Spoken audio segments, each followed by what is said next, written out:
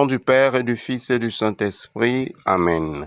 Le Seigneur soit avec vous et avec votre esprit. Frères et sœurs, écoutons la parole de Dieu.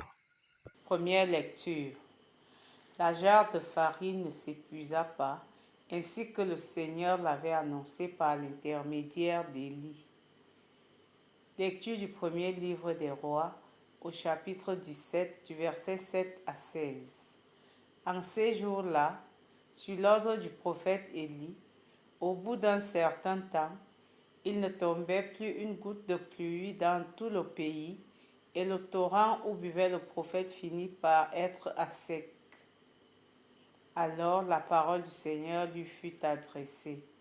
Lève-toi, va à Sérepta, dans le pays de Sidon. Tu y habiteras. Il y a là une veuve que j'ai chargée de te nourrir. Le prophète Élie partit pour Sérepta, et il parvint à l'entrée de la ville. Une veuve ramassait du bois. Il l'appela et lui dit: veux-tu me puiser avec ta cruche un peu d'eau pour que je boive? Elle alla en puiser. Il lui dit encore: apporte-moi aussi un morceau de pain. Elle répondit: je le jure par la vie du Seigneur ton Dieu, je n'ai pas de pain.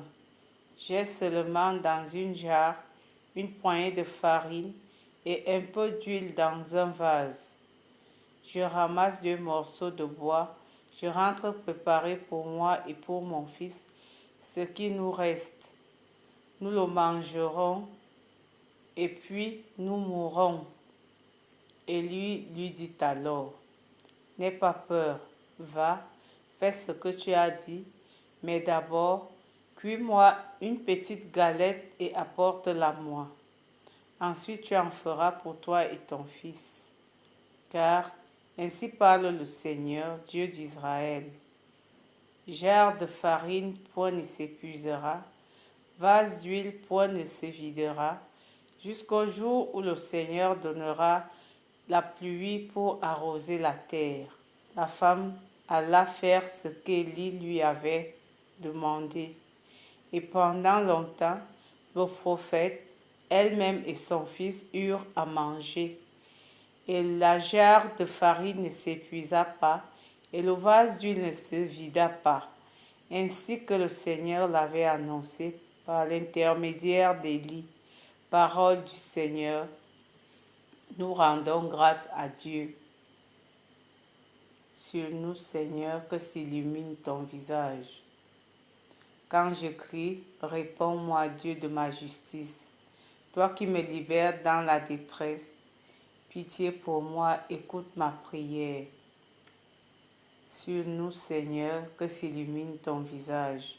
Fils des hommes, jusqu'où irez-vous dans l'insulte à ma gloire, l'amour du néant et la course au mensonge? Sur nous, Seigneur, que s'illumine ton visage. Sachez que le Seigneur a mis à part son fidèle. Le Seigneur entend quand je crie vers lui. Mais vous, tremblez, ne péchez pas. Réfléchissez dans le secret, faites silence. Sur nous, Seigneur, que s'illumine ton visage. Beaucoup demandent: qui nous fera voir le bonheur? Sur nous, Seigneur, que s'illumine ton visage. Tu mets dans mon cœur plus de joie que toutes leurs vendages et leurs moissons. Sur nous, Seigneur, que s'illumine ton visage.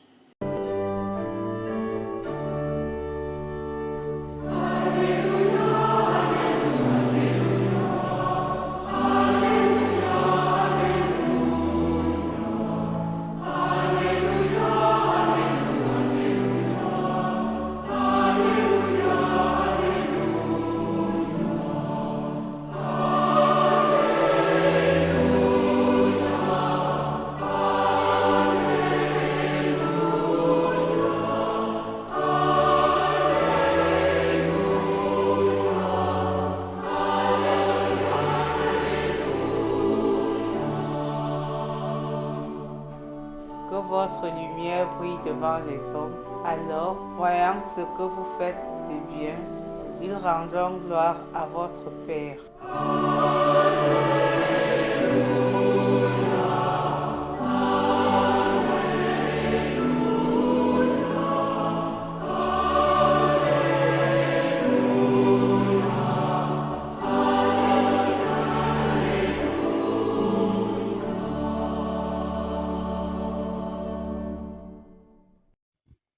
Le Seigneur soit avec vous et avec votre esprit. Évangile de Jésus-Christ selon saint Matthieu. Gloire à toi, Seigneur. En ce temps-là, Jésus disait à ses disciples, « Vous êtes le sel de la terre, mais si le sel devient fade, comment lui rendre de la saveur? Il ne vaut plus rien. On le jette dehors et il est piétiné par les gens. Vous êtes la lumière du monde. Une ville située sur une montagne ne peut être cachée. Et l'on n'allume pas une lampe pour la mettre sous le boisseau, mais on la met sur le lampadaire, et elle brille pour tous ceux qui sont dans la maison, de même que votre lumière brille devant les hommes. Alors, voyant ce que vous faites de bien, ils rendront gloire à votre Père qui est aux cieux. Acclamons la parole de Dieu. Louange à toi, Seigneur Jésus. Frères et sœurs, bien-aimés, loué soit le Seigneur Jésus-Christ.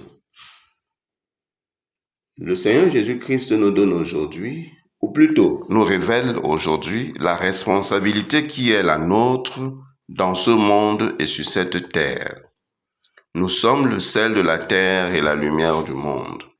Autrement dit, c'est à nous de donner un goût, une saveur à toute la terre.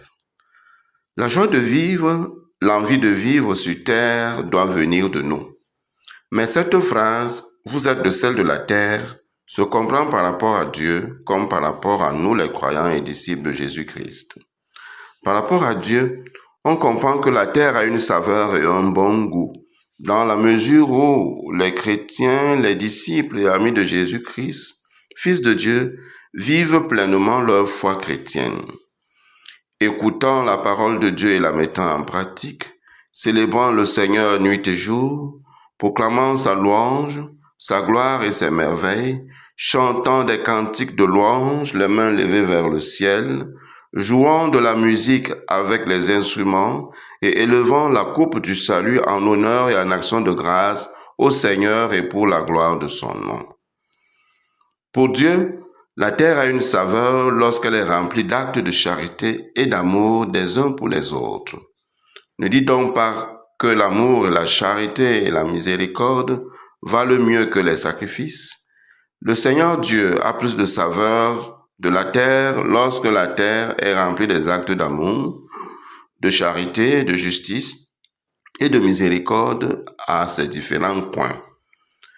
Mais cette phrase est aussi valable et profitable pour l'homme, en effet, qui aimerait vivre dans l'injustice, dans la haine, dans la guerre, la misère et dans tous les maux qui enlèvent la paix et la joie de vivre. Certes, le sens du bien est en tout homme. La conscience de l'homme est naturellement ouverte au bien, mais l'inclination constante au mal et les actes observés chaque jour montrent bien que le cœur de l'homme est dispersé et malade. La bonne nouvelle, la parole de Dieu et le témoignage de vie des chrétiens rendent Dieu présent sur la terre, de telle manière que l'espérance soit vivante dans les cœurs et que la terre garde une bonne saveur pour tous ceux qui l'habitent. Pour tout cela, les chrétiens doivent être cette lumière qui éclaire le monde entier et chaque homme ou femme en particulier. Merci, Seigneur Jésus-Christ, de nous éveiller à notre responsabilité. Aide-nous dans la pratique de la vie chrétienne en général. Amen. Dans la première lecture, le Seigneur Dieu envoie le prophète Élie vers une veuve pour y être nourrie. Mais elle va passer par une épreuve d'obéissance et de charité face à la seule petite quantité de farine de blé qu'il lui restait.